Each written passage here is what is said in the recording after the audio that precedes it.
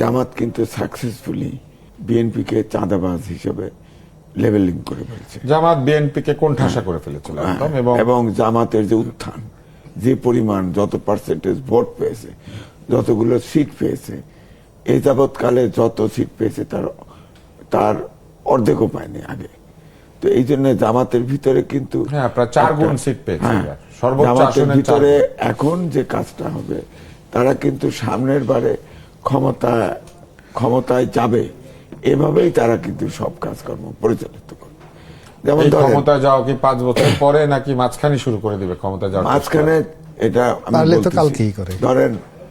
ধরেন এখন যেটা শুনতেছি, ধরেন এখন তো অভ্যুত্থানের পরে যে আকাঙ্ক্ষাটা মানুষের ভিতরে জন্মাইছে যে সৎ লোক চায়, সৎ লোক, আপনার দক্ষ এবং স্বশিক্ষিত লোক দিয়ে একটা ক্যাবিনেট করতে হবে।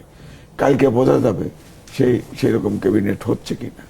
আবার এও শুনতে পাচ্ছি, মানে পরোক্ষভাবে ডক্টর মোহাম্মদ ইউনূস এবং জামাতের প্রেশারও আছে এখানে, কি তারা চায় কি চায় না তাও জানি না। তো সুতরাং এছাড়া ধরেন এই 18 মাস সরকারের থেকে ডক্টর মোহাম্মদ ইউনূস দেশের যে অবস্থা করে ফেলছে, এটা কিন্তু আমার মনে হয় ম্যানেজ করা